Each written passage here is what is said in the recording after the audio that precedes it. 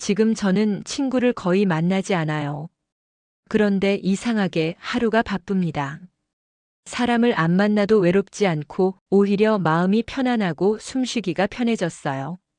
1년 전까지만 해도 상상 못했던 제 삶입니다. 그때는 친구 없이 어떻게 사나 싶었거든요. 분명 같이 늑자던 사람들이 있었고 그 사람들과의 약속이 제 인생을 채우고 있었고 저는 그게 당연한 줄 알았어요. 하지만 지금 돌이켜보니 그 약속들이 저를 채운 게 아니라 오히려 가슴이 허해지고 있었던 것 같습니다. 조용히 물러난 뒤에야 알게 됐어요. 사람을 안 만나도 괜찮다는 걸, 혼자 있어도 하루는 충분히 풍요로울 수 있다는 걸 말입니다. 이 이야기는 서울에 사는 65세 김순자 씨의 이야기예요. 친구를 끄는 게 아니라 조용히 물러났고 그 결과 지금의 평온이 찾아온 이야기입니다. 여러분 솔직하게 한번 생각해 보세요. 혹시 친구를 만나 진심으로 행복한 시간을 언제 보내셨나요? 일주일 전요? 한 달 전요? 생각이 전혀 안 나신다고요? 괜찮습니다. 그러시다면 오늘 이 이야기를 끝까지 들어보세요. 어쩌면 여러분도 조금은 혼자가 두렵지 않고 마음이 훨씬 편해지실 겁니다. 혼자가 축복이구나 라는 걸 확신하게 되실 거예요. 저에게는 30년 지기 친구가 셋 있었어요. 명숙이, 경이, 정자. 같은 동네에서 만나 자식 키우고 남편 뒷바라지하고 시집살이도 함께 버텨낸 사이였습니다. 30대 중반.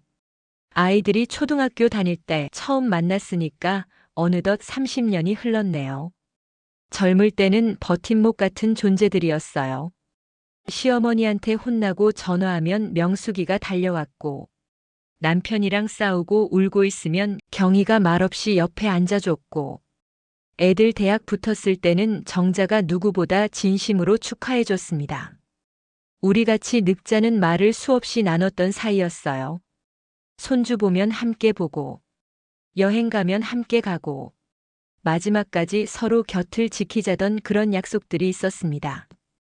큰 갈등도 없었고 큰 사건도 없었어요. 그냥 세월이 쌓인 오래된 친구들이었습니다.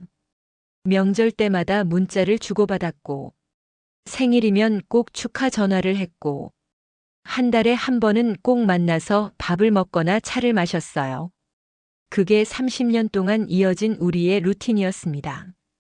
그런데 60대 후반을 넘어서면서부터 뭔가 달라지기 시작했어요. 처음엔 아주 미세한 변화였습니다. 만날수록 피곤했어요. 2시간 만나고 오면 집에 와서 한숨이 나왔습니다. 대화는 늘 과거 이야기였어요. 그때 우리 참 젊었지. 그땐 힘들었는데. 지금 생각하면 좋았어. 요즘 애들은 우리처럼 안 살아. 같은 이야기들이 매번 반복됐습니다. 처음엔 괜찮았어요. 추억을 나누는 건 좋은 일이니까요. 하지만 만날 때마다 똑같은 이야기만 나오니까 조금씩 지루해지기 시작했습니다. 아, 그 이야기 지난번에도 들었는데. 속으로 생각하면서도 겉으로는 그러게, 그때 정말 그랬지 하고 맞장구를 쳤어요. 그리고 조금씩, 아주 조금씩 은근한 비교가 섞여 들어오기 시작했습니다. 명숙이가 말했어요. 순자야, 너희 큰아들은 그래도 자주 오잖아. 우리 애는 명절에도 바쁘다고 얼굴도 안 보여. 너는 좋겠다. 경희는 건강 이야기를 꺼냈습니다. 너는 건강해서 좋겠어. 나는 요즘 무릎도 아프고 혈압도 높고 병원만 다녀. 약만 몇 알인지 알아? 정자는 남편 이야기를 했어요. 너희 남편은 성격이 좋으니까 편하지.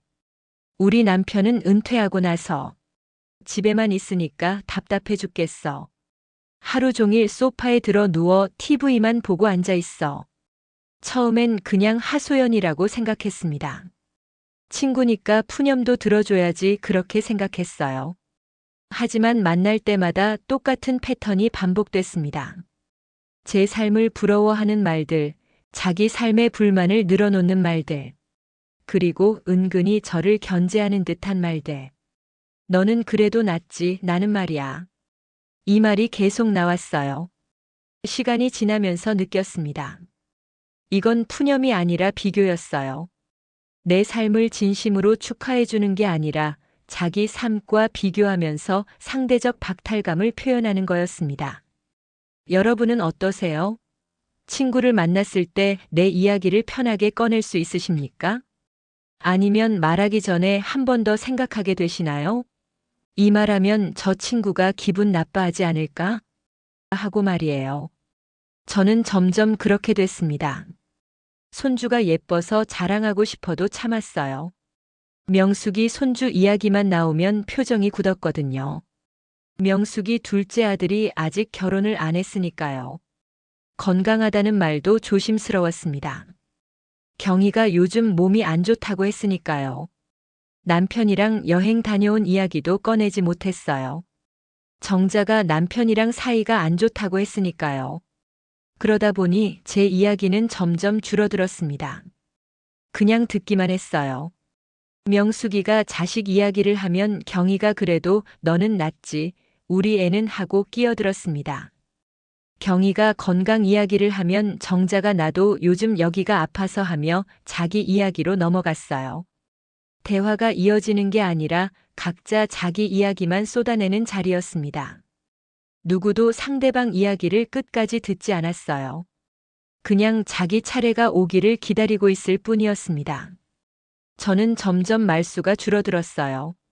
제 이야기를 꺼내면 누군가는 부러워할 것 같았고 누군가는 상처받을 것 같았습니다. 너는 좋겠다는 말을 또 들을 것 같았어요. 그래서 그냥 듣기만 했습니다. 그랬구나, 힘들었겠다. 이해해 같은 짧은 말만 반복했어요. 제 이야기는 하지 않았습니다. 손주 이야기도 남편 이야기도. 요즘 제가 뭘 하고 사는지도 말하지 않았어요. 아니, 사실은 말하고 싶었지만 말할 수가 없었어요. 그냥 듣는 사람이 됐습니다. 그러다 보니 모임이 끝나고 집에 돌아오면 목이 아팠어요. 말은 안 했는데 목이 아픈 게 이상했습니다. 나중에 알았어요. 하고 싶은 말을 계속 삼켰기 때문이라는 걸요. 삼킨 말들이 목에 걸려서 아팠던 겁니다. 집에 오면 남편이 물었어요. 친구들 만나고 왔어? 재밌었어? 저는 대답했습니다. 응, 재밌었지. 하지만 속으로는 알고 있었어요. 전혀 재밌지 않았다는 걸요. 오히려 피곤했다는 걸요. 거울을 봤더니 제 얼굴이 축 처져 있었습니다. 웃긴 했는데 기쁘지는 않았어요. 떠들긴 했는데 마음은 텅 비어 있었습니다. 친구들과 있으면 점점 작아지고 있었어요. 제 목소리는 점점 작아지고 제 존재는 점점 희미해지고 저는 그냥 배경이 돼가고 있었습니다. 어느 날 문득 깨달았어요. 어느 겨울이었습니다. 친구들과 크리스마스 분위기가 이쁜 카페에서 만나 2시간을 보내고 집으로 돌아오는 길이었어요. 버스를 타고 가는데 창밖으로 겨울 해가 지고 있었습니다. 저는 창밖을 보면서 생각했어요. 오늘도 또 듣기만 했네. 내 이야기는 한마디도 안 했네. 그리고 이상한 감정이 밀려왔습니다. 슬픔도 아니고 분노도 아니고 그냥 공허함이었어요. 웃긴 했습니다. 떠들기도 했어요. 그런데 왜 이렇게 기운이 빠지는지 알 수 없었습니다. 집에 들어와서 거울을 봤는데 제 얼굴이 너무 피곤해 보였어요. 이 관계가 나쁘진 않은데 나를 즐겁게 살게 하진 않네. 나쁜 사람들이 아니었어요. 저를 미워하는 것도 아니었어요. 그냥 서로 다른 방향으로 가고 있었을 뿐이에요. 그 친구들은 과거에 머물러 있었고 저는 지금을 살고 싶었습니다. 그 친구들은 서로 비교하고 불평하며 시간을 보냈고 저는 그냥 편안하게 있고 싶었어요. 다만 함께 있을 때 제가 편하지 않았을 뿐입니다. 저는 그날 밤 결심했어요. 절교하지는 않겠다고, 설명하지도 않겠다고. 다만 조금씩 물러나겠다고 말입니다. 싸우고 싶지 않았어요. 상처 주고 싶지도 않았습니다.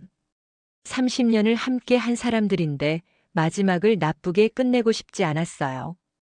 그냥 조용히, 천천히 제 삶의 중심에서 조금씩 비켜나면 되겠다고 생각했습니다. 먼저 연락하지 않았습니다. 예전엔 제가 먼저 언제 만날까 하고 연락했는데 이제는 안 했어요. 약속을 줄였습니다. 한 달에 한 번 만나던 걸 2달에 한 번으로 늘렸어요. 전화가 오면 받았지만 길게 통화하지 않았습니다. 요즘 어때? 응, 괜찮아. 너는? 나도 그냥 그래. 그래, 다음에 보자. 이렇게 짧게 끝냈어요. 만나자는 제안이 오면 요즘 몸이 좀 안 좋아서 다음 달에 보자 같은 말로 자연스럽게 미뤘습니다. 핑계를 만들지도 않았어요. 그냥 시간이 안 맞는다고 조금 쉬고 싶다고 솔직하게 말했습니다. 여러분도 사실은 떠나고 싶은데 오래됐다는 이유 하나로 붙들고 있는 관계는 없으세요? 30년, 40년 알고 지냈으니까 끝까지 가야 한다고 생각하십니까? 저도 그렇게 생각했어요. 오래된 관계는 소중하니까 정이 쌓인 사람은 지켜야 하니까 그렇게 믿으며 살아왔습니다. 하지만 이제는 알아요. 오래됐다고 해서 무조건 끝까지 가야 하는 건 아니라는 걸요. 관계도 유통기한이 있습니다. 어떤 관계는 젊을 때 필요했지만 나이 들어서는 맞지 않을 수 있어요. 그리고 그건 누구의 잘못도 아닙니다. 처음 6개월은 솔직히 힘들었어요. 명절이 다가오니까 친구들 생각이 났습니다. 핸드폰을 들었다가 놓았다가 몇 번을 반복했습니다. 그런데 친구들한테서도 연락이 안 왔어요.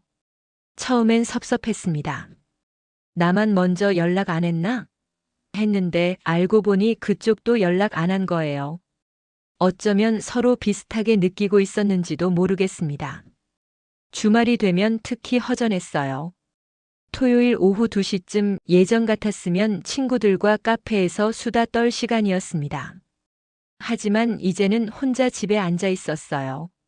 창밖을 보면서 생각했습니다. 저 사람들 지금 만나고 있으려나? 조금 외로웠어요.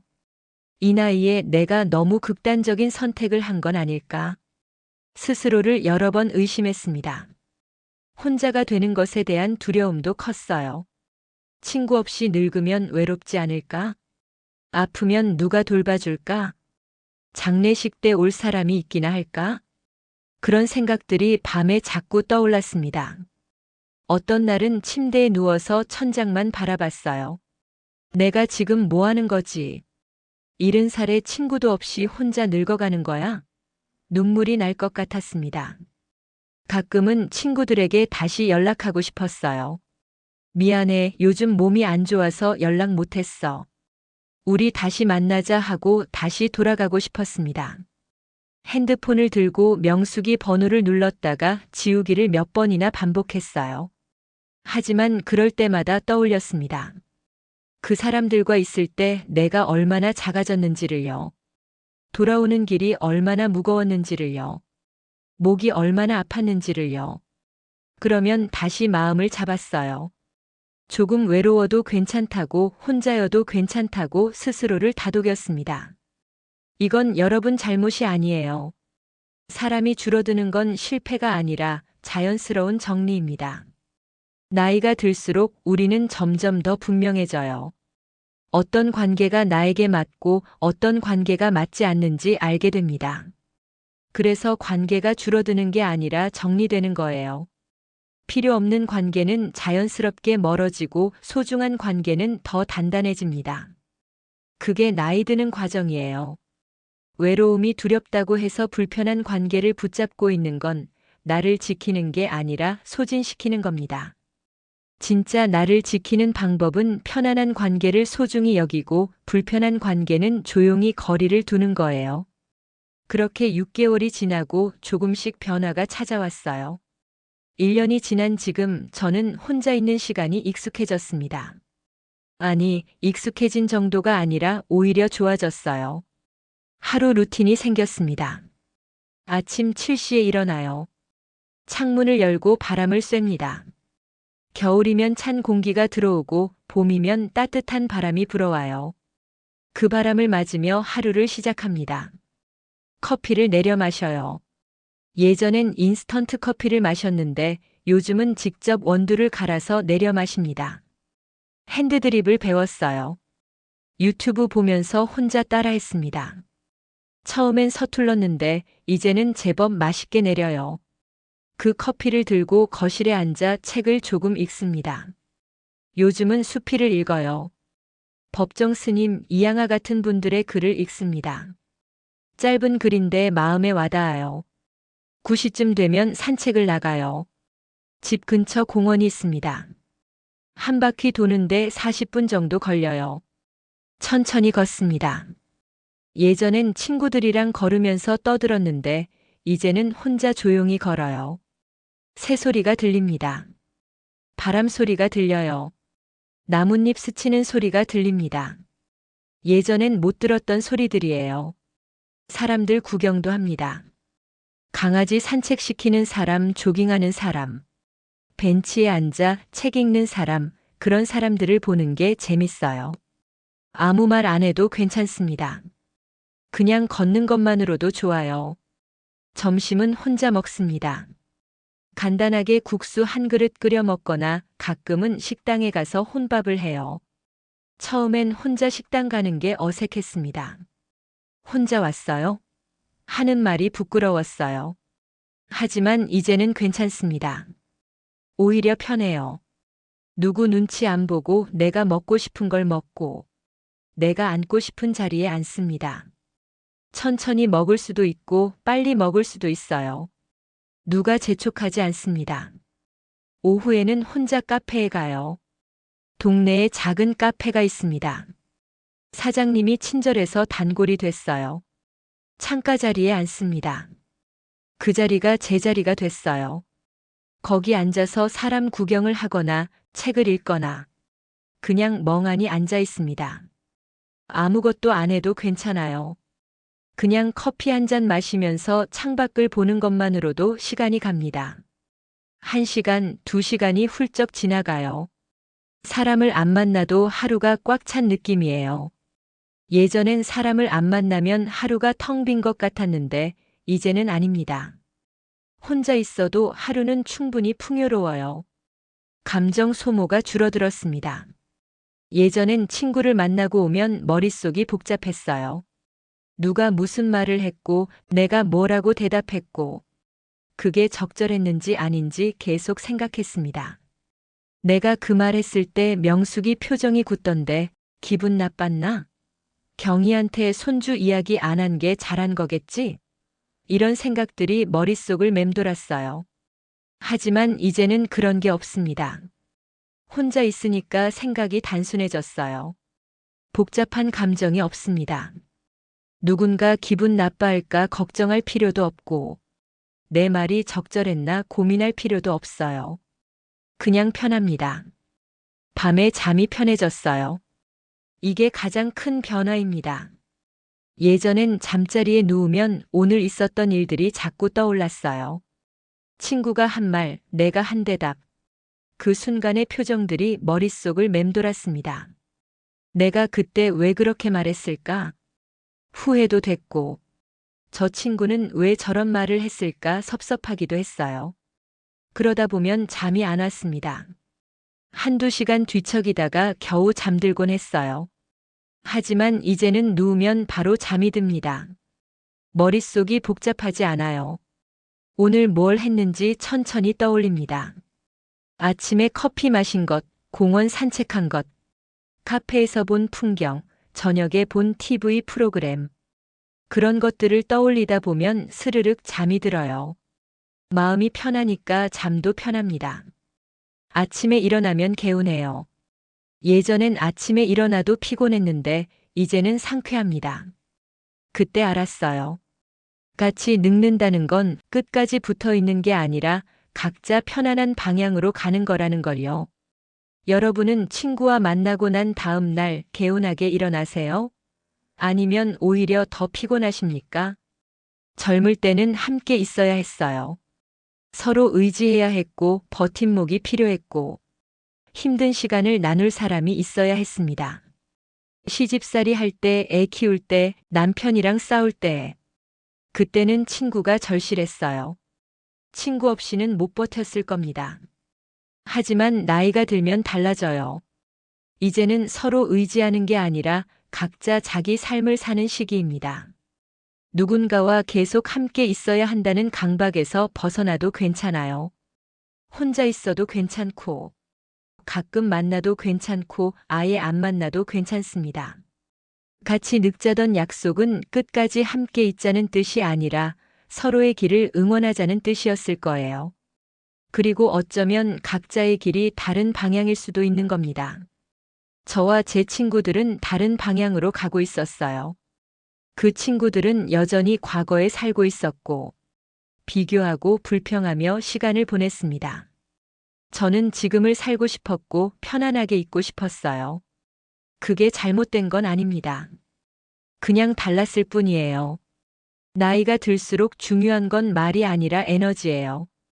아무리 좋은 말을 해도 그 사람과 있을 때 내 에너지가 빠진다면 그 관계는 다시 생각해 봐야 합니다.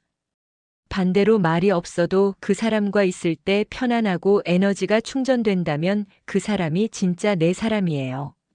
웃고 와도 지치는 관계는 좋은 관계가 아닙니다. 말없이 있어도 편한 관계가 좋은 관계예요. 숫자가 아니라 마음의 온도입니다. 친구가 10명 있어도 다 불편하면 의미가 없어요. 친구가 1명밖에 없어도 그 사람과 있을 때 따뜻하다면 그걸로 충분합니다. 혼자 있어도 편안하면 그건 외로움이 아니에요. 오히려 불편한 사람과 억지로 함께 있는 게 더 외로운 겁니다. 진짜 외로움은 혼자 있을 때 오는 게 아니라 사람들 사이에 있는데도 나를 이해해주는 사람이 없을 때 오는 거예요. 저는 친구 셋과 함께 있을 때 외로웠습니다. 웃고 떠들면서도 속은 외로웠어요. 하지만 이제 혼자 있으면서 외롭지 않습니다.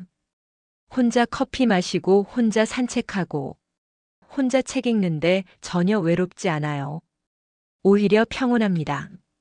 돌이켜보면 제가 친구들과 물러난 건 그 사람들이 나빠서가 아니었어요. 명숙이도 경희도 정자도 나쁜 사람들이 아닙니다. 다만 우리가 서로 다른 방향으로 가고 있었을 뿐이에요. 그 친구들은 여전히 과거에 살고 있었고 저는 지금을 살고 싶었습니다. 그 친구들은 서로 비교하고 경쟁하며 관계를 유지했고 저는 그냥 편안하게 있고 싶었어요. 누가 옳고 누가 그른 게 아니라 그냥 방향이 달랐던 겁니다. 그리고 그건 괜찮은 일이에요. 평생 같은 방향으로 가야 한다는 법은 없으니까요. 중간에 갈라서도 괜찮고 각자의 길을 가도 괜찮습니다. 그게 인생이에요. 지금 제 삶은 조용해요. 친구도 거의 없고 모임도 없고 약속도 별로 없습니다. 하지만 외롭지 않아요. 오히려 평온합니다. 아침에 눈을 뜨면 오늘 하루를 어떻게 보낼지 생각해요. 누구를 만나야 하나, 무슨 말을 해야 하나, 어떻게 행동해야 하나 고민하지 않습니다. 그냥 내가 하고 싶은 대로 하면 돼요. 산책하고 싶으면 산책하고, 책 읽고 싶으면 책 읽고, 아무것도 하기 싫으면 그냥 누워 있습니다. 누구 눈치 볼 필요가 없어요. 이 자유가 너무 좋습니다. 예전엔 자유롭지 못했어요. 친구들 스케줄에 맞춰야 했고, 모임 날짜를 지켜야 했고, 연락이 오면 받아야 했습니다. 하지만 이제는 제가 제 시간의 주인이에요. 누가 뭐라고 해도 내가 편한 게 우선입니다. 70살에 이제야 제 삶을 사는 것 같아요. 가끔 친구들 생각이 나요. 잘 지내고 있을까? 건강은 괜찮을까? 여전히 셋이서 만나고 있을까? 그런 생각이 듭니다. 하지만 연락하고 싶진 않아요. 그냥 멀리서 안부만 궁금할 뿐입니다. 다시 돌아가고 싶지는 않아요. 돌아가면 다시 그 피곤한 관계가 반복될 테니까요. 저는 이제 편안한 삶을 선택했습니다. 사람이 적어도 괜찮아요. 약속이 없어도 괜찮습니다. 혼자여도 괜찮아요. 이게 제가 65살에 깨달은 인생의 지혜입니다. 여러분은 요즘 누구와 있을 때 가장 편안하세요? 혹시 조용히 물러나고 싶은 관계가 하나 떠오르셨습니까? 오래됐다는 이유로, 정이 많다는 이유로 억지로 붙잡고 있는 관계는 없으세요? 이제는 놓아줘도 괜찮아요. 관계를 정리하는 건 냉정한 게 아니라 현명한 겁니다. 나이가 들수록 우리에게 필요한 건 많은 사람이 아니라 편안한 사람이에요. 한 명도 없어도 괜찮습니다. 혼자 있는 게 더 편하다면 그게 지금 여러분에게 맞는 삶이에요. 억지로 사람을 만들 필요도 없고 외로움을 참을 필요도 없습니다. 혼자 있어도 하루는 충분히 풍요로울 수 있어요. 산책하고 책 읽고 커피 마시고 그렇게 조용히 하루를 보내는 것도 충분히 의미 있는 삶입니다. 오늘 이 이야기를 들으시면서 혹시 비슷한 고민을 하고 계신 분이 있다면 댓글로 나눠주시면 좋겠어요. 댓글로 이야기 나누면서 서로 위로가 됐으면 합니다. 혼자 고민하지 마시고 함께 나눠주세요. 그리고 이 이야기가 도움이 되셨다면 주변에 비슷한 고민을 하는 분들께 공유해 주시면 감사하겠어요. 나이 든다는 건 사람을 잃는 게 아니라 나를 찾는 과정이라는 것. 그 사실이 누군가에게는 큰 위로가 될 수 있을 겁니다. 구독과 좋아요로 함께 해주시면 앞으로도 이런 진솔한 이야기들을 계속 나눌 수 있을 것 같아요. 오늘도 여러분 곁에 평온히 함께 하시길 바랄게요. 지금까지 황금노후였습니다. 감사합니다. 여러분, 솔직하게 한번 생각해 보시겠습니까? 친구가 없어서 불행한 게 아니라 친구가 있어서 더 힘든 경우가 많습니다. 이 말이 냉정하게 들릴 수도 있어요. 영자 씨는 말합니다. 친구가 없어서 천국이에요. 진짜예요. 처음엔 불안했는데 지금은 이게 제일 편해요. 누구 눈치 안 보고 비교당하지 않고 설명하지 않아도 되는 하루. 이게 얼마나 소중한지 몰라요. 혼자 있는데 외롭지 않아요. 오히려 마음이 다시 설레이고 편하고 행복해요. 이제야 내 인생을 사는 것 같아요. 이 말을 처음 들었을 때 여러분은 어떤 생각이 드십니까? 친구가 없는데 무슨 천국이야? 이렇게 생각하실 수도 있습니다. 나이 들어 친구도 없으면 얼마나 외롭고 쓸쓸해. 이런 걱정이 드실 수도 있어요. 반면에 나도 더 이상 불편하게 친구 안 만나고 편해지고 싶다 하는 생각이 드신다면 오늘 이야기 끝까지 들으시기 바랍니다. 혼자가 왜 천국인지 공감하실 거예요. 혹시 지금 이런 고민하고 계시지 않으신가요? 약속 잡기 전부터 벌써 피곤한 그 모임 만나고 오면 기분이 좋아지기보다 혼자 있고 싶어지는 그 사람들. 그래도 사람이니까 오래 알고 지낸 사이니까 하면서 참고 계신 건 아니신가요? 그렇다면 오늘 이야기가 여러분께 위로가 될 겁니다. 아니, 위로를 넘어서 확신을 드릴 겁니다. 아, 나만 그런 게 아니구나. 아, 이렇게 살아도 되는구나. 이런 확신 말입니다. 오늘은 조용히 관계를 줄인 뒤 오히려 삶이 편해진 한 분의 이야기를 들려드리겠습니다. 혼자 있는 시간이 외로움이 아니라 자유라는 걸 아실 겁니다. 친구가 줄어드는 게 실패가 아니라 성숙이라는 걸 깨달으실 거예요. 그럼 시작하겠습니다. 박영자 씨 68세입니다. 서울 은평구에 삽니다. 남편은 간암으로 5년 전 먼저 하늘나라로 가셨고 자식들은 다 출가시켰습니다. 건강도 괜찮고 경제적으로도 여유가 있는 편입니다. 혼자 사는 것도 이젠 익숙해요. 그런데 영자 씨한테 하나 고민이 있었습니다. 바로 친구 문제였어요. 20년 넘게 알고 지낸 친구들이 5명 있었습니다. 한 달에 한 번씩 꼭 만났어요. 처음엔 좋았습니다. 남편들 회사 다닐 때부터 알고 지낸 사이니까 편했죠. 애들 키울 때도 서로 도왔고요. 그런데 언제부턴가 만남이 부담스러워지기 시작했어요. 모이면 늘 같은 패턴이었습니다. 처음 30분은 건강 이야기. 누가 무릎 수술 받았다. 누가 혈압약 먹기 시작했다. 그 다음은 자식 자랑이었어요. 우리 애 또 승진했대.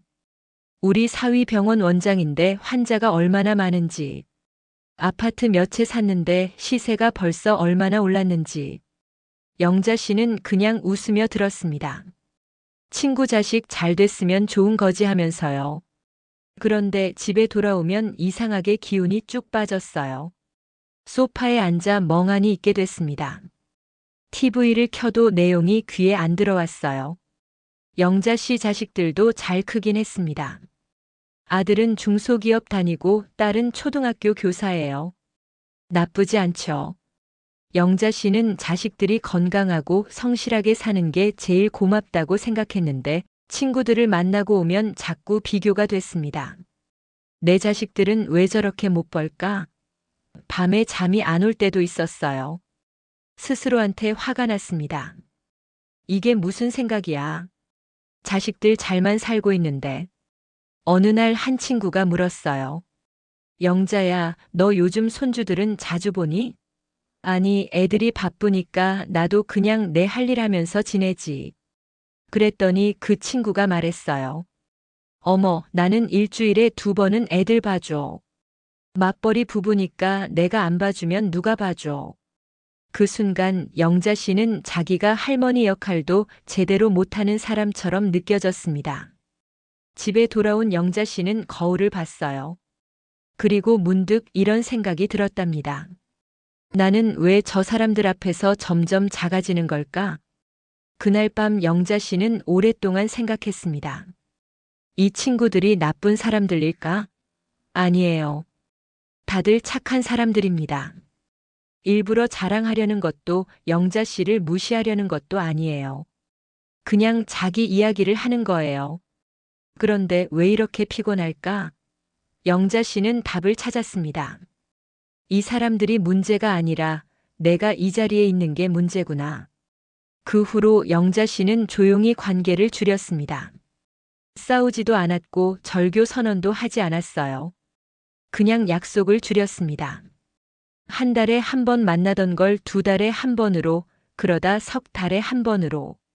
친구들이 연락 오면 이번엔 좀 어려워서 다음에 보자 이렇게 대답했어요. 설명하면 오해할 것 같았고 설명해도 이해 못할 것 같았거든요. 처음 한 달은 좀 불안했습니다. 내가 너무 이기적인 건가? 나중에 정말 외로워지는 거 아닐까? 토요일 오후에 혼자 집에 있으면 친구들이 어디선가 만나고 있을 것 같았어요. 나 빼고 만나는 건 아닐까? 괜한 상상도 했습니다. 그런데 2달쯤 지나니까 이상한 일이 생겼어요. 마음이 편해지기 시작한 겁니다. 어느 토요일 아침이었습니다. 영자 씨는 알람 없이 눈을 떴어요. 천천히 일어나 커피를 한 잔 내렸습니다. 베란다 의자에 앉았어요. 아래 놀이터에서 아이들 뛰어노는 소리가 들렸습니다. 바람이 살짝 불었어요. 영자 씨는 그냥 가만히 앉아 있었습니다. 아무 생각도 하지 않았어요. 그 순간 이상한 느낌이 들었답니다. 아, 이게 평화구나. 가슴이 뻥 뚫리는 것 같았어요. 누구한테 설명할 필요도 없고 누구 눈치 볼 필요도 없고 비교당할 일도 없는 시간. 그냥 나로 있는 시간. 영자 씨는 그날 깨달았습니다. 친구가 없어서 외로운 게 아니라 불편한 친구 때문에 외로웠구나. 그날 이후로 영자 씨의 하루가 달라졌습니다. 날씨 좋으면 공원 산책했고 도서관에서 젊을 때 못 읽었던 책들을 읽었어요. 혼자 먹어도 정성껏 요리했습니다. 저녁엔 좋아하는 드라마를 봤어요. 밤엔 일기를 쓰기 시작했습니다. 오늘 날씨 좋았다. 공원 벤치에 앉아 있었다. 마음이 편했다. 별거 아닌 일상이었지만 그 일상이 소중했습니다. 어느 날 딸아이가 전화했습니다. 엄마, 요즘 왜 이렇게 목소리가 밝아? 무슨 좋은 일 있어? 영자 씨는 웃으며 대답했어요. 응, 별로 없어. 그냥 요즘 편하게 지내고 있어. 엄마 친구분들은 요즘 안 만나? 가끔 만나지. 예전보단 덜 만나. 딸이 걱정하는 목소리로 물었어요. 엄마, 혹시 외롭지 않아? 영자 씨는 확실하게 대답했습니다. 아니야. 오히려 지금이 제일 좋아. 걱정 말고. 실제로 영자 씨는 외롭지 않았습니다. 혼자 있는 시간이 많아졌지만 외롭지 않았어요. 오히려 친구들 만날 때가 더 외로웠습니다. 영자 씨는 알았습니다. 진짜 외로움은 혼자 있을 때 오는 게 아니에요. 사람들 사이에 있는데 내 이야기를 못할 때, 내 마음을 숨겨야 할 때, 비교당하고 초라해질 때, 그때 진짜 외로움이 온다는 걸요. 잠깐 여기서 여러분께 질문 하나 드리겠습니다. 지금 여러분 곁에 있는 사람들, 그 사람들을 만나고 나서 여러분의 하루는 더 가벼워집니까? 웃고 오셨나요? 아니면 참고 오셨나요? 만나기 전부터 벌써 피곤하지는 않으셨나요? 집에 돌아와서 아, 후련하다 이런 기분 드셨나요? 아니면 아, 피곤하다 이런 기분 드셨나요? 천천히 생각해 보세요. 정답은 없습니다. 다만 솔직하게 생각해 보시면 됩니다. 많은 분들이 나이 들어 친구가 줄어들면 불안해 하십니다. 내가 문제가 있는 걸까? 내가 너무 까칠해진 건가? 나만 이런 건가? 이렇게 자책하십니다. 아닙니다. 이건 당신 잘못이 아닙니다. 오히려 자연스러운 현상입니다. 나이가 들면 관계가 줄어드는 건 당연한 일이에요. 이게 문제가 아니라 성숙의 과정입니다. 심리학자들이 연구한 결과가 있습니다. 사회적 선택성 이론이라고 하는데요. 쉽게 말하면 이런 겁니다. 사람은 나이가 들수록 남은 시간이 한정적이라는 걸 느낍니다. 젊을 땐 시간이 무한한 것처럼 느껴지죠. 앞으로 30년, 40년, 50년이 남았으니까 누구든 만날 수 있어요. 실수해도 다시 만나면 되고 관계가 틀어져도 시간이 많으니까 괜찮아요. 그런데 60대, 70대가 되면 다릅니다. 남은 시간이 보입니다. 10년, 20년. 그렇게 많지 않아요. 그러니까 자연스럽게 이런 생각이 듭니다. 이 소중한 시간을 누구와 보낼 것인가? 그래서 관계를 정리하게 되는 겁니다. 의미 없는 만남, 불편한 관계, 에너지 빼앗기는 사람들을 자연스럽게 멀리하게 돼요. 이건 본능입니다. 지혜입니다. 당신이 이상해서가 아니라 당신이 똑똑해진 겁니다. 젊을 때는 관계가 많아야 했습니다. 직장 생활 해야 했고, 아이들 학교 학부모 모임도 나가야 했고, 동네 사람들이랑도 잘 지내야 했어요. 많은 사람을 알아야 정보도 얻고 도움도 받고 살아가는데 유리했습니다. 그래서 억지로라도 웃고 참고 관계를 유지했어요. 그런데 이제는 아닙니다. 직장도 은퇴했고 아이들도 다 컸고 이젠 나만 챙기면 됩니다. 그런데 왜 여전히 불편한 관계를 유지해야 합니까? 필요 없습니다. 어떤 분들은 이렇게 말씀하십니다. 그래도 친구가 있어야 나중에 외롭지 않지 않나요? 나이 들어서 친구 없으면 누구랑 이야기해요? 친구 없이 혼자 늙으면 얼마나 쓸쓸해요? 이 말들 다 맞는 것 같지만 사실은 아닙니다. 친구가 많다고 덜 외롭지 않아요. 오히려 불편한 친구 때문에 더 외로울 수 있습니다. 독일의 철학자 쇼펜하우어는 이런 말을 했습니다. 사교 모임이란 가난한 사람들이 서로를 데워주려고 모이는 것과 같다. 너무 가까이 가면 서로에게 상처를 주고 너무 멀리 떨어지면 추위에 떨게 된다. 이 말이 무슨 뜻일까요? 사람들은 외로움을 피하려고 억지로 모임에 나가고 친구를 만납니다. 하지만 너무 가까이 붙으면 서로 상처를 주게 돼요. 비교하고 경쟁하고 피곤해지는 겁니다. 그렇다고 너무 멀리 있으면 또 외롭고요. 그래서 적당한 거리가 필요합니다. 어쩌면 가장 편안한 거리는 혼자 있는 거일 수도 있어요. 진짜 외로움은 혼자 있을 때 오는 게 아닙니다. 사람들 사이에 있는데 내 마음을 나눌 수 없을 때 말은 하는데 이해받지 못할 때 웃고 있는데 속으론 불편할 때 그때 진짜 외로움이 옵니다. 저는 이런 말씀을 드리고 싶습니다. 혼자 있는 시간이 불안한 게 아니라 불편한 관계가 사람을 더 고독하게 만듭니다. 억지로 만나고 억지로 웃고 억지로 참는 관계는 당신을 지치게 만들 뿐입니다. 차라리 혼자 조용히 커피 한 잔 마시는 게 훨씬 평화롭습니다. 여기서 다시 한번 여쭙겠습니다. 지금 당신 곁에 있는 사람들, 그 사람들과 있을 때 당신은 당신답습니까? 편하게 내 이야기를 할 수 있나요? 아니면 조금씩 자신을 숨기고 계십니까?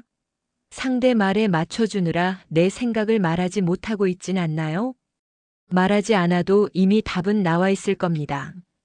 마음속으로 이미 알고 계실 거예요. 영자 씨가 관계를 줄인 지 1년쯤 지났을 때 마트에서 옛날 친구를 우연히 만났어요. 어머, 영자야. 오랜만이다. 요즘 왜 연락이 없어? 영자 씨는 어색하게 웃으며 대답했습니다. 그냥 요즘 좀 바쁘게 지내고 있어. 그럼 다음에 우리 한번 만나자. 그래, 나중에 연락할게. 하지만 영자 씨는 연락하지 않았습니다. 미안한 마음이 들었지만 다시 그 관계로 돌아가고 싶지 않았어요. 그 친구가 나쁜 사람이어서가 아닙니다. 그냥 이제 그 자리가 내 자리가 아니라는 걸 알았기 때문입니다. 대신 영자 씨는 혼자 있는 시간을 즐기는 법을 배웠습니다. 아침에 일어나면 창문을 열고 날씨부터 봤어요. 천천히 아침을 먹었습니다. 밥 한 공기, 된장찌개, 김치, 계란 한 개. 간단하지만 정성스럽게 차렸습니다. 혼자 먹어도 소홀히 하지 않았어요. 점심 전엔 공원을 산책했습니다. 벤치에 앉아있는 할아버지, 강아지 산책시키는 아저씨, 유모차 끌고 나온 엄마. 모두 자기 삶을 살고 있었습니다. 다들 자기 인생을 사는구나. 나도 내 인생을 살면 되는 거지. 점심 먹고 나면 낮잠을 30분에서 1시간 정도 잤어요. 일어나면 머리가 맑아지고 몸이 가벼웠습니다. 오후에는 청소하고 빨래하고 정리했어요. 천천히 하나씩 했습니다. 내 공간을 내가 가꾸는 기분이 좋았어요. 저녁에는 책을 읽거나 드라마를 봤습니다. 딸한테 배워서 넷플릭스, 유튜브도 보게 됐어요. 자연 다큐멘터리를 좋아했습니다. 아프리카 초원, 북극 바다, 아마존 정글. 세상엔 이렇게 넓은 곳이 많구나 생각하면서 봤어요. 혼자 보는 시간이 외롭지 않았습니다. 오히려 풍요로웠어요. 밤에는 일기를 썼습니다. 거창한 내용은 아니었어요. 오늘 날씨 좋았다. 공원 벤치에 앉아 있었다. 마음이 편했다. 이런 소소한 내용들이었습니다. 일기를 쓰다 보니까 하루가 정리되는 느낌이었어요. 오늘 하루도 괜찮았구나. 오늘도 잘 살았네. 영자 씨의 이야기를 들으면서 저는 생각했습니다. 우리는 평생 관계가 중요하다는 말을 들으며 살았습니다. 친구 많은 게 좋은 거고, 사람들한테 인기 있는 게 좋은 거고, 모임에 많이 나가는 게 좋은 거라고 배웠어요. 혼자 있으면 외로운 거고, 친구 없으면 실패한 인생이라고 생각했습니다. 그런데 정말 그럴까요? 나이가 들면서 우리가 깨닫는 건 관계의 수가 중요한 게 아니라 관계의 질이 중요하다는 겁니다. 10명의 불편한 친구보다 1명의 편안한 친구가 낫습니다. 아니, 친구가 1명도 없어도 괜찮습니다. 혼자 평화롭게 사는 게 억지로 사람들과 어울리는 것보다 훨씬 낫습니다. 60대 이후의 인생은 확장의 시간이 아닙니다. 정리의 시간입니다. 젊을 때는 이것저것 다 해봐야 했어요. 많은 사람 만나고 많은 경험하고 넓은 세상 보는 게 중요했습니다. 하지만 이젠 아닙니다. 이제는 줄여야 할 때입니다. 불필요한 물건을 버리듯이 불편한 관계도 정리해야 합니다. 이게 지혜입니다. 이게 성숙입니다. 당신이 냉정해서가 아니에요. 당신이 똑똑해진 겁니다. 혼자 있는 시간을 두려워하지 마세요. 혼자 있다고 외로운 게 아닙니다. 혼자 있는 시간은 나를 만나는 시간입니다. 평생 다른 사람들 신경 쓰느라 정신없이 살았잖아요. 남편 눈치, 시댁 눈치, 자식들 눈치, 친구들 눈치. 이젠 그럴 필요 없습니다. 이제 남은 시간은 오롯이 나를 위한 시간입니다. 내가 좋아하는 걸 하고 내가 편한 대로 살고 내 마음대로 시간을 쓰는 겁니다. 누구한테 설명하지 않아도 되고 누구한테 허락받지 않아도 됩니다. 이게 자유입니다. 그렇다면 오늘부터 뭘 할 수 있을까요? 거창한 결심은 필요 없습니다. 작은 것부터 시작하면 됩니다. 첫째, 이번 달 불편한 약속 하나만 정중히 거절해 보세요. 모든 약속을 끊으라는 게 아닙니다. 딱 하나만요. 약속 잡히기 전부터 벌써 피곤한 그 약속, 만나고 나면 후회하는 그 약속 하나만 거절해 보세요. 이번엔 좀 어려워서 몸이 좀 안 좋아서 다음에 보자 이렇게 말하면 됩니다. 길게 설명하지 않아도 됩니다. 이유를 대지 않아도 됩니다. 당신의 시간은 당신이 지켜도 됩니다. 아무도 뭐라고 할 권리 없어요. 둘째, 먼저 연락하지 않아도 괜찮다고 스스로에게 허락하세요. 며칠 연락 안 했다고 관계가 끊어지진 않습니다. 진짜 필요한 사람은 언제든 연결되어 있어요. 상대방도 바쁘게 살고 있고 상대방도 자기 인생이 있습니다. 내가 먼저 연락 안 한다고 섭섭해하지 않아요. 오히려 서로 부담 안 되는 관계가 더 오래 갑니다. 억지로 유지하는 관계는 어차피 오래 가지 못합니다. 편하게 두세요. 셋째, 혼자 있는 시간을 문제가 아니라 회복으로 정의하세요. 혼자 있으면 외로운 게 아니라 충전하는 겁니다. 배터리 충전하듯이 사람도 혼자 있는 시간이 필요해요. 그 시간에 내 마음을 돌아보고 내 몸을 쉬게 하고 내 생각을 정리하는 겁니다. 이게 회복입니다. 그 시간을 누군가와 억지로 채울 필요 없어요. 혼자 커피 마시면서 창밖 보는 것도 좋고, 혼자 산책하는 것도 좋고, 혼자 책 읽는 것도 좋습니다. 혼자라서 외로운 게 아니라 혼자라서 평화로운 겁니다. 넷째, 하루 한 번 이렇게 말해보세요. 혼자여도 괜찮다. 아니, 혼자일 때 더 자유롭다. 아침에 일어나서 거울 보면서 이렇게 말해보세요. 또는 잠들기 전에 침대에 누워서 이렇게 말해보세요. 처음엔 어색할 수 있습니다. 이게 무슨 소용이 있나 싶을 수도 있어요. 하지만 매일 반복하다 보면 정말로 그렇게 믿게 됩니다. 말에는 힘이 있어요. 내가 내 자신한테 하는 말은 특히 더 강력합니다. 매일 스스로한테 말해주세요. 혼자여도 괜찮아. 오히려 더 좋아. 그러면 정말 그렇게 됩니다. 마지막으로 이것만 기억하세요. 똑똑한 60대는 사람보다 자기 에너지를 먼저 챙깁니다. 친구가 없어서 천국이 아니라 불필요한 관계를 내려놓았기 때문에 천국입니다. 이제 남은 인생은 의리 말고 편안함으로 사셔도 됩니다. 억지로 웃지 않아도 되고, 억지로 만나지 않아도 되고, 억지로 참지 않아도 됩니다.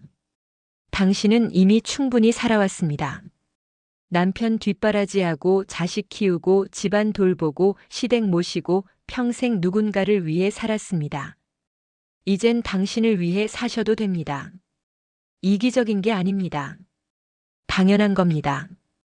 혼자여도 괜찮습니다. 아니, 혼자일 때 더 자유롭습니다. 혼자 있는 시간이 외로운 게 아니라 불편한 관계가 사람을 더 외롭게 만듭니다. 이제 그걸 아셨으면 용기를 내셔도 됩니다. 조용히 거리를 두셔도 됩니다. 설명하지 않아도 됩니다. 당신의 인생입니다. 당신이 편한 대로 사시면 됩니다. 요즘 굳이 안 만나도 되는 사람 하나 떠오르셨나요? 만나기 전부터 벌써 피곤한 그 사람, 만나고 나면 기운 빠지는 그 사람 생각나시나요? 혼자 있을 때 오히려 편해졌던 순간 언제였나요? 약속 없는 주말 아침 혼자 커피 마시던 그 순간 떠오르시나요? 댓글로 조용히 나눠주셔도 좋습니다. 당신만 그런 게 아닙니다. 많은 분들이 같은 마음입니다. 당신은 혼자가 아닙니다. 오늘도 끝까지 이야기 들어주셔서 진심으로 감사합니다. 지금까지 황금노후였습니다. 여러분, 솔직히 한번 생각해 보시겠습니까? 혹시 이런 모임 있으신가요? 오래전부터 함께 온 사람들인데 요즘은 그 자리에 가기 전부터 가슴 한편이 무거워지는 관계 말이에요. 만나기로 한 날 아침에 일어나면 벌써부터 한숨이 나오고 모임이 끝나고 집에 돌아오면 온몸에서 기운이 빠져나가는 것 같은 느낌. 사람들이 나쁜 건 아닌데 집에 돌아오면 왜 그렇게 말 한마디 한마디가 자꾸 떠오르는지요. 그런데도 쉽게 빠지지 못했습니다. 오래된 인연이니까 같이 늑자던 사람들이니까라는 말로 스스로를 다독였어요. 오늘 제가 여러분께 들려드릴 이야기는 특별히 문제가 많은 모임에 관한 이야기가 아닙니다. 아주 흔한 우리네 인생의 이야기예요. 사실은 저의 이야기입니다. 저는 올해 69살, 이름은 김정숙이라고 합니다. 저는 평범하게 살아온 사람이에요. 24세 결혼해서 아이 둘 낳고 30대에는 시부모님 모시면서 눈치 보며 살았고 40대에는 아이들 대학 보내느라 아르바이트까지 했습니다. 50대에는 갱년기가 오면서 몸도 마음도 힘들었어요. 평생 남편 뒷바라지, 자식 뒷바라지, 시부모 뒷바라지를 하면서 살았습니다. 제 인생이라는 게 따로 없었어요. 그냥 그렇게 사는 게 여자의 삶인 줄 알았습니다. 그런 제게도 딱 하나 있었던 게 대학 동기 모임이었어요. 7명이었습니다. 대학 때 같은 과 동기들이었는데 20살 때 만나서 지금까지 40년 넘게 함께 온 사람들이에요. 결혼하고 아이 낳고 갱년기 겪고 그 모든 시간을 함께 버텨온 사이입니다. 우리는 70 넘어서도 80 넘어서도 죽을 때까지 같이 늙자라고 했던 사람들이에요. 그런데 저는 그 모임에서 늘 특별한 역할을 했습니다. 제가 연락 담당이었어요.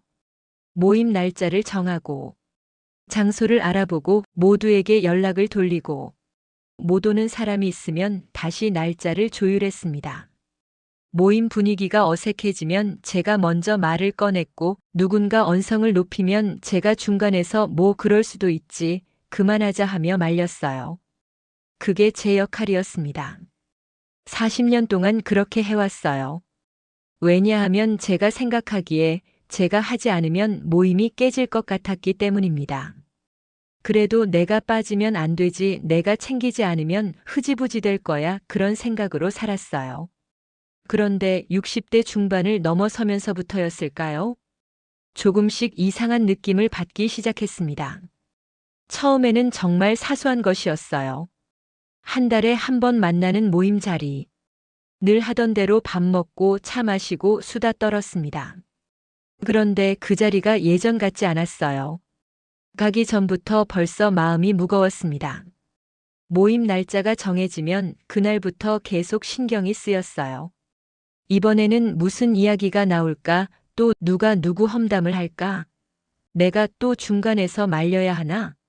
그런 생각들이 머릿속을 떠나지 않았습니다. 모임 날 아침에 일어나면 이상하게 몸이 무거웠어요. 감기에 걸린 것도 아닌데 온몸이 천근만근 무거웠습니다. 옷을 입으면서도 한숨이 나왔어요. 오늘도 또 가야 하는구나. 모임 자리에서는 웃었습니다. 맞장구도 치고 농담도 하고 분위기도 맞췄어요. 그게 제 역할이었으니까요. 그런데 집에 돌아오면 정말 힘들었습니다. 온몸에서 기운이 빠져나가는 느낌이었어요. 소파에 털썩 앉아서 한참을 그냥 멍하니 있곤 했습니다. 남편이 물었어요. 모임 다녀왔어? 재밌었어? 저는 그냥 응하고 대답했습니다. 뭐라고 말해야 할지 몰랐어요. 재밌었냐고요? 아니었습니다. 그렇다고 재미없었다고 말할 수도 없었어요. 그냥 힘들었습니다. 정말 힘들었어요. 한참을 생각해 봤습니다. 왜 이렇게 힘들까? 무엇이 나를 이렇게 지치게 만드는 걸까? 그리고는 갑자기 깨달았어요. 모임에서 나오는 대화가 이제는 제게 상처가 되고 있었다는 것을요. 저희 모임 사람들은 요즘 손주 이야기만 해요. 우리 손주는 말이야 벌써 피아노를 친다니까, 우리 손주는 영어 유치원 다니는데 발음이 원어민 같아, 그런 이야기들이에요. 저는 아직 손주가 없습니다. 큰아이는 결혼을 하지 않았고 작은아이는 결혼은 했지만 아직 아이 계획이 없다고 해요. 그런데 모임에 가면 꼭 누군가가 물어봅니다. 정수가, 너는 손주 언제 보게 될 것 같아? 그 말이 그냥 궁금해서 물어보는 말인 건 알아요. 하지만 제게는 상처였습니다. 너는 아직도 없구나. 너는 뭐가 문제야? 그런 시선이 느껴졌어요. 남편 이야기도 많이 나왔습니다. 우리 남편은 요즘 등산 다니면서 건강해졌어. 혈압도 정상이고 우리 남편은 요리도 배우고 있어. 요즘 남편들은 달라야 해. 하지만 친구들 남편과는 달리 저희 남편은 등산을 못 가요. 무릎이 좋지 않습니다. 요리도 하지 않아요. 평생 한 번도 해본 적이 없습니다. 그런데 그런 이야기를 듣고 있으면 괜히 저희 남편이 부족한 사람처럼 느껴졌어요. 정수가, 너희 남편은 아직도 소파에만 앉아 있어? 그 말을 듣고 집에 오면 남편에게 괜히 짜증이 났습니다. 조언처럼 들리는 말도 많았어요. 정수가, 너 요즘 살 좀 찐 것 같은데 관리 좀 해. 우리 나이에는 관리 안 하면 금방 무너진다니까. 저도 알아요. 요즘 살이 좀 쪘습니다. 그런데 무릎도 아프고 몸도 힘들어서 운동을 못하는 거예요. 그런데 그 말을 듣고 나면 제가 게으른 사람 같았습니다. 머리 스타일 좀 바꿔봐. 정수가 너무 촌스러워. 옷 좀 밝은 색으로 입어봐. 너무 칙칙해. 그런 말 한마디 한마디가 조언이라는 건 알지만 제게는 평가로 들렸어요. 너는 그것도 모르냐? 너는 왜 그 모양이냐? 그렇게 들렸습니다. 더 힘들었던 건 제 말을 들어주는 사람이 없다는 것이었어요. 제가 말을 꺼내려고 하면 금방 끊겼습니다. 나도 요즘 허리가 아파서 병원 다니고 있어 하면 그래, 그런데 말이야, 내가 요즘 말이야 하면서 다시 자기 이야기로 넘어갔어요. 우리 남편이 요즘 소화가 안 돼서 힘들어해 하면 남편들은 다 그렇지 뭐. 그나저나 우리 남편은 말이야 하면서 또 자기 남편 이야기를 했습니다. 저는 점점 말수가 줄었어요. 어차피 들어줄 사람이 없었으니까요. 그냥 듣는 역할만 했습니다. 고개를 끄덕이고 그래, 그랬구나 하면서 맞장구를 치고 웃어주었어요. 그게 편했습니다. 그렇게라도 해야 모임이 유지되니까요. 모임이 끝나고 집에 돌아오면 정말 힘들었어요. 온몸에서 기운이 빠져나가는 느낌이었습니다. 마치 누군가가 제 몸에서 에너지를 다 빼간 것 같았어요.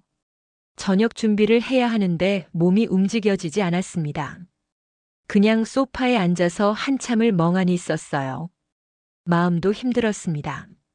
내가 뭔가 잘못했나? 내가 왜 이렇게 예민하게 구는 걸까? 나만 이상한 건가? 그런 생각들이 머릿속을 맴돌았어요. 밤에 잠을 자려고 누우면 낮에 들었던 말들이 자꾸 떠올랐습니다. 손주는 언제 보게 될 것 같아? 너희 남편은 아직도 소파에만 앉아 있어? 너 요즘 살 좀 찐 것 같은데? 그 말들이 머릿속에서 계속 맴돌았어요. 그러면 잠이 오지 않았습니다. 눈을 감아도 그 목소리들이 들리는 것 같았어요. 가장 힘들었던 건 이런 마음을 갖는 제 자신이 너무 나쁜 사람처럼 느껴진다는 것이었습니다. 40년을 함께한 사람들인데 내가 왜 이러지? 내가 너무 예민한 걸까? 나이가 들어서 감정이 이상해진 걸까? 그런 생각이 들었어요. 그리고 무엇보다 두려웠던 건 이 나이에 모임 하나 없으면 정말 초라해 보이지 않을까라는 생각이었습니다. 60대 후반이면 자식들도 다 독립했고 남편은 남편대로 바쁘고 주변 사람들도 하나둘 줄어드는 시기예요. 그런데 친구 모임마저 없으면 정말 혼자가 되는 게 아닐까? 명절 때 누구와 만나고, 생일 때 누가 축하해주고, 힘들 때 누구에게 하소연하나? 그 두려움이 있었습니다. 그래서 저는 계속 나갔어요. 가기 싫어도 힘들어도 모임 날짜가 정해지면 빠지지 않고 나갔습니다. 그래도 같이 늑자던 사람들이잖아. 40년을 함께한 사이인데. 나까지 빠지면 너무 이기적인 거 아닐까 그런 생각으로요. 내가 그만두면 배신하는 것 같아. 인정 없는 여자가 되는 것 같아. 사람 없는 여자로 보일 것 같아. 그런 두려움이 저를 붙들고 있었어요. 그렇게 1년, 또 1년이 흘렀습니다. 그러던 어느 가을날이었어요. 또 모임 날짜가 잡혔습니다. 단체 대화방에 메시지가 왔어요. 정수가 다음 주 금요일 어때? 장소 좀 알아봐줘. 늘 하던 대로였습니다. 제가 날짜를 확인하고 장소를 알아보고 모두에게 연락을 돌리는 것. 그런데 그날 갑자기 손이 움직여지지 않았어요. 답장을 해야 하는데 손가락이 움직이지 않았습니다.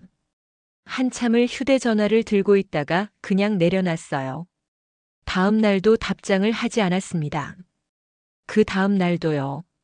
그러다 누군가가 다시 물었어요. 정수가 괜찮아? 요즘 바빠? 저는 그때 이렇게 답했습니다. 응, 요즘 좀 바빠서. 이번 달은 패스할게. 그게 시작이었어요. 한 달을 쉬고 나니 다음 달에도 가기가 싫었습니다. 다음 달은 꼭 나가야지 하는 마음이 생기지 않았어요. 그래서 또 이번에도 좀 힘들 것 같아 하고 빠졌습니다. 그렇게 한 번, 두 번, 세 번. 처음에는 사람들이 전화도 하고 문자도 보냈어요. 무슨 일 있어? 왜 이래? 우리가 뭘 잘못했어? 저는 그냥 아니야, 괜찮아. 그냥 요즘 몸이 좀 안 좋아서 하고 얼버무렸습니다. 싸우고 싶지 않았어요. 설명하고 싶지도 않았습니다. 설명해봤자 이해받지 못할 것 같았어요. 그렇게 한 달이 지나고 두 달이 지나고 1년이 지났습니다. 마지막으로 사람들을 만난 날이 있었어요.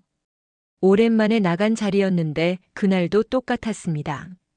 손주 이야기, 남편 이야기, 누군가에 대한 험담, 제 이야기는 들어주지 않는 분위기. 저는 그 자리에 앉아서 생각했어요.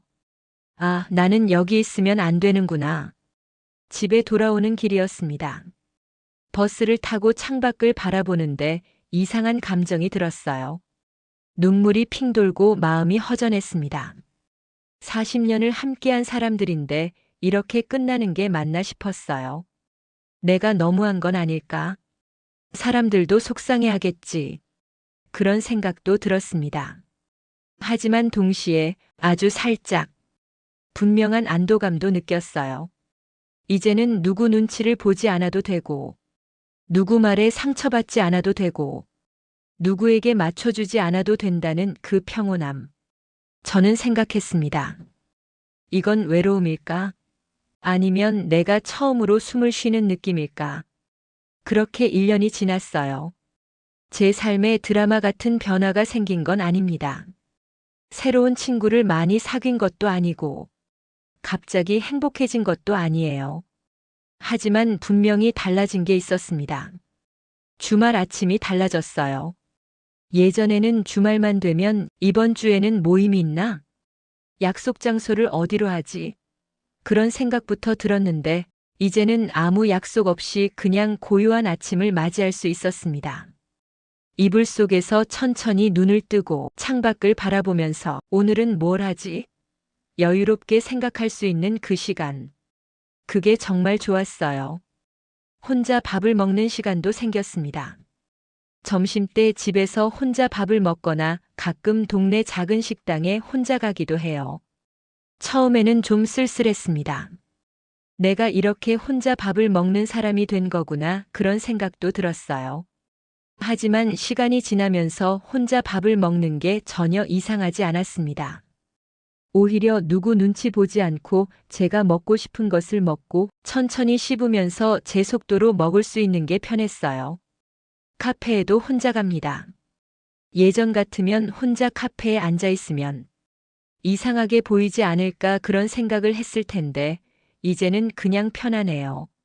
누구에게 설명하지 않아도 되고 누구 말에 대답하지 않아도 되고 그냥 혼자 조용히 앉아 있을 수 있는 그 시간이 좋습니다.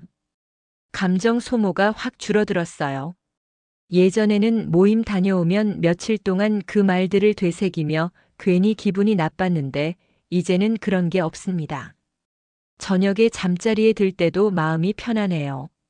아무 일도 없었던 평범한 하루, 아무도 저를 평가하지 않았던 하루. 누군가의 말에도 상처받지 않은 하루. 저는 요즘 그냥 그게 너무 좋습니다. 가끔은 혼자 웃어요. 물론 모든 게 완벽해진 건 아니에요. 가끔 예전 사람들 생각이 납니다. 특히 명절이나 제 생일 같은 날에는 옛날에는 사람들이 축하 문자를 보냈는데 하는 생각이 들어요. 그리울 때도 있습니다. 옛날 사진을 보다가 모임 사진을 보면 그때는 참 좋았는데 하는 마음도 들어요. 하지만 다시 돌아가고 싶은 마음은 전혀 들지 않아요. 왜냐하면 저는 기억하기 때문입니다. 그때 제가 얼마나 힘들었는지를, 모임에 가기 전부터 숨이 막히던 그 느낌을, 집에 와서 소파에 털썩 앉아서 한참을 멍하니 있던 그 시간들을, 밤에 잠을 이루지 못하던 수많은 그날들을, 그걸 다시 겪고 싶지는 않습니다. 그래서 그리워도 그냥 그리운 채로 둬요. 좋은 기억만 간직하고 힘들었던 기억은 놓아주고 그렇게 살아가는 겁니다. 요즘 저는 이런 생각을 해요. 나는 평생 책임지고 살았구나. 가족에게도 시부모님에게도 모임 사람들에게도 늘 제가 책임지고 제가 챙기고 제가 분위기를 맞추었습니다. 그게 여자의 역할이라고 배웠고 그렇게 사는 게 당연한 줄 알았어요. 하지만 60대 후반이 되어서야 깨달았습니다. 책임지는 것과 제 마음을 다치게 하면서까지 참는 것은 다르다는 것을. 관계는 평생 유지해야 하는 의무가 아니라는 것을. 여자에게도 관계를 정리할 권리가 있다는 것을요. 조선시대 학자 정약용 선생이 이런 말씀을 하셨습니다. 벗이란 서로의 덕을 북돋워주는 사이여야 한다. 서로를 해치는 관계라면 멀리함이 옳다. 저는 이제 그 말의 의미를 알 것 같아요. 친구라고 해서 무조건 평생 함께 가야 하는 건 아니구나. 서로 상처를 주는 관계라면 아무리 오래되었어도 놓아줄 수 있어야 하는구나. 나이가 들수록 중요한 건 관계의 숫자가 아니더군요. 마음이 편안한 관계가 중요한 겁니다. 많은 친구가 아니라 서로를 존중하는 한두 명의 관계. 아니면 아예 혼자여도 괜찮아요. 혼자 있는 게 외롭지 않으면 그게 진짜 평온입니다. 프랑스 작가 앙드레 지드가 이런 말을 했습니다. 나를 해방시키는 것은 다른 사람의 승인이 아니라 나 자신에 대한 이해다. 저는 이제 그 말이 무슨 뜻인지 알 것 같아요. 제가 모임을 떠난 건 친구들이 나빠서가 아니에요. 저 자신을 이해하고 제 마음을 지키기 위해서였습니다. 남들이 뭐라 하든 저는 제가 편안한 삶을 선택할 권리가 있어요. 그게 이기적인 게 아니라 저를 사랑하는 방법이라는 걸 이제는 압니다. 제가 더 행복해진 건 아니에요. 다만 비로소 편안해졌습니다. 숨 쉬는 것처럼 자연스러운 하루를 살게 되었어요. 설명하지 않아도 되는 하루. 평가받지 않는 하루. 그냥 제가 저로 있을 수 있는 하루. 여러분에게도 오래되었지만 숨이 막히는 모임이 있으신가요? 가기 전부터 한숨이 나오고 다녀와서는 며칠 동안 그 말들을 되새기게 되고 밤에 잠이 오지 않는 그런 자리. 그런 자리가 있다면 한 번쯤 생각해 보셔도 좋을 것 같아요. 어쩌면 그 모임은 그만두어야 할 자리가 아니라 이제는 놓아도 되는 자리일지도 몰라요. 오래된 인연이라는 이유만으로 평생 붙들고 가야 하는 건 아닙니다. 여자에게도 선택할 권리가 있어요. 마음이 편안한 관계를 선택할 권리, 더 이상 다치지 않을 권리. 그리고 비로소 제 자신을 먼저 지킬 권리. 저는 이제 그걸 알고 있습니다. 여러분도 그 권리가 있다는 걸 기억하셨으면 좋겠어요. 관계를 정리하는 건 배신이 아닙니다. 나를 지키는 일이에요. 혼자가 되는 게 두려우실 수도 있어요. 하지만 혼자 있는 게 외로운 게 아니라 함께 있어도 숨이 막히는 관계가 진짜 외로움입니다. 마음이 다치지 않는 하루, 설명하지 않아도 되는 하루, 그냥 편안한 하루. 그런 일상도 괜찮아요. 아니, 어쩌면 그게 우리가 평생 꿈꾸어왔던 평온일지도 몰라요. 오늘 제 이야기가 여러분께 작은 위로가 되었으면 좋겠습니다. 여러분의 선택을, 여러분의 용기를, 여러분의 평온을 진심으로 응원합니다. 긴 이야기 끝까지 들어주셔서 정말 감사합니다.